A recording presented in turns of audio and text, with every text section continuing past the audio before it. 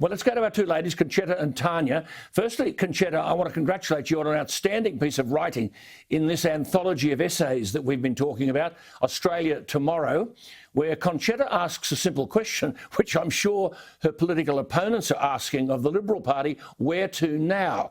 Now, you can get your copy of this magnificent anthology, 38 essays, including a brilliant piece by the man you've just heard, Matt Canavan, Is It Time We Talked About Nuclear Power?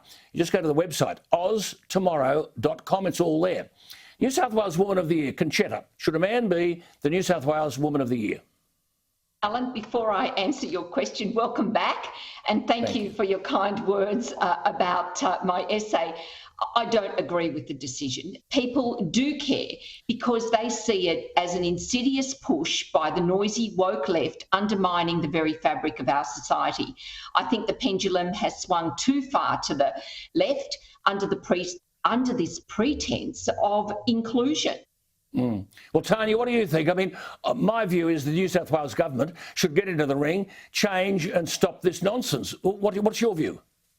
Well, I guess that's a matter for the New South Wales government, Alan, but I honestly don't stay awake at night thinking about this stuff. My days are taken up worrying about the health of my constituents, worrying about whether they've got a job, worrying about whether I want you to have a view on this, Tanya. I want you to have a view on this. What do you reckon? What's your view?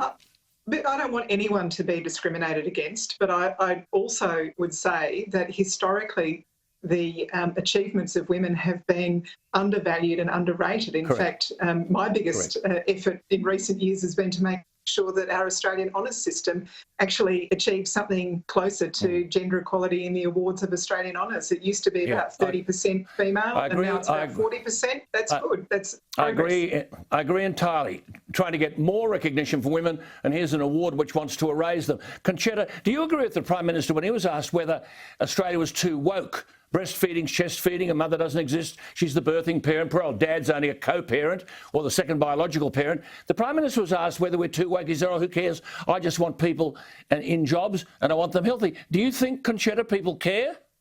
They do care, Alan. As I said, they care because they see this as an insidious push undermining the very fabric of our society. And I know that a lot of people do care about this. No, absolutely. I think a lot of people out there do. Tanya, just a quick one. There was all this debate last year, and we talked on this program about it, about the purchase of this lump of land at Badgerys Creek. It was called the Leppington Triangle, from the private sector for $30 million. And the Auditor General valued the sale of the land at $3 million. Now, the federal police inquiry that started in July 2020 announced yesterday there was no suggestion of improper conduct, no Commonwealth officials broke the law, and it also found there was no suggestion that, quote, ministers or MPs were involved in the purchase. Tanya, do bureaucrats go around willy-nilly spending $30 million on something that's worth $3 million, and there's nothing odd about this? Well, first of all, I don't think you have to break the law to do the wrong thing. This is plainly a government that's paid 10 times over the value of the land. And Paul Fletcher, the minister, did annotate the brief. I mean, the minister did sign off on it. He wrote something like, seems sensible to me. I think if this looks sensible to the minister, Paul Fletcher, he's dreaming. And it's not just this, Alan, it's the $16 billion we've paid in JobKeeper to companies that actually saw their profits go up during COVID. It's the sports rorts, it's the car park rorts. It's waste, it's so much waste when we know where that money should be going.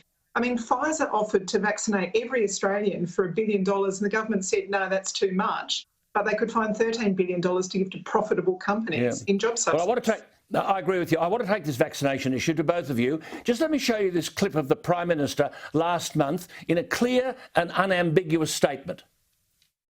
The vaccination program in Australia is free and it is not mandatory. That is a very important principle. We are not going to seek to impose a mandatory vaccination program by the government by stealth. That is not what we're going to do.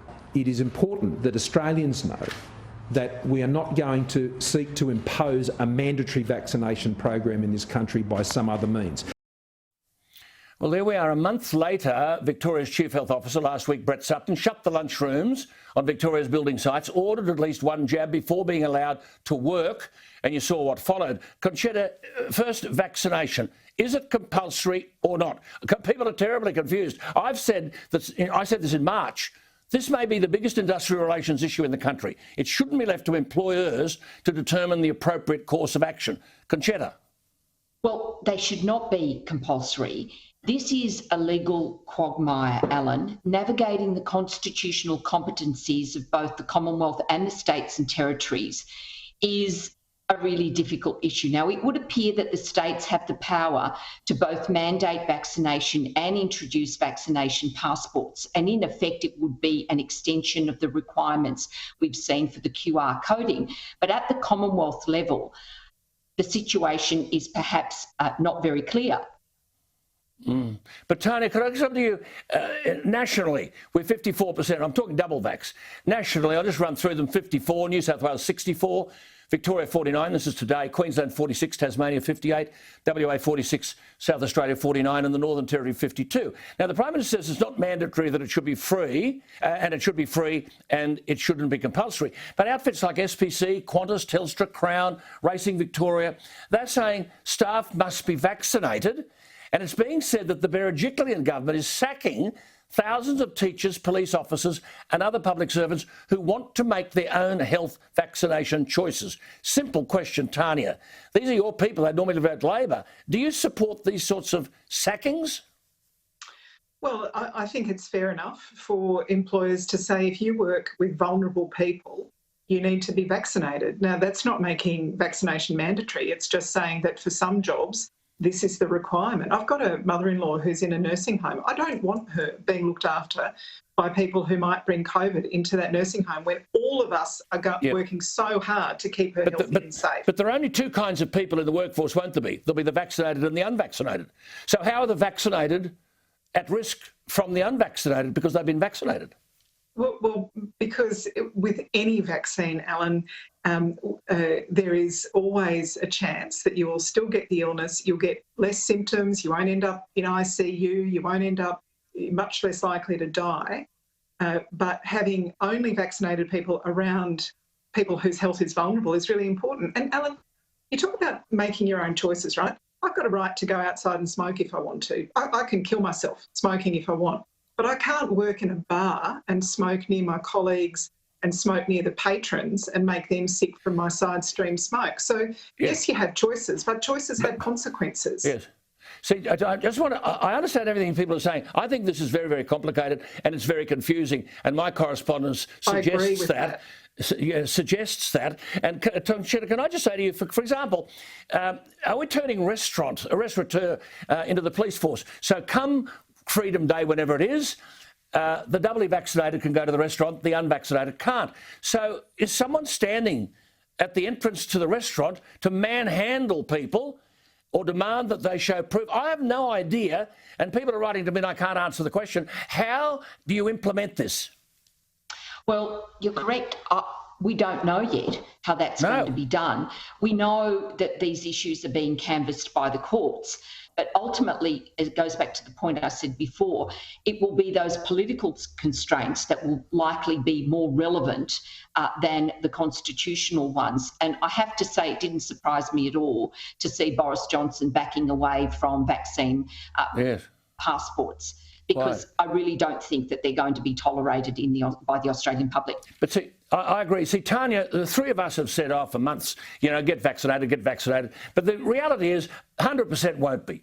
I'm just concerned about, for whatever reason, whether people are frightened of needles or mum said you shouldn't or whatever, they're not.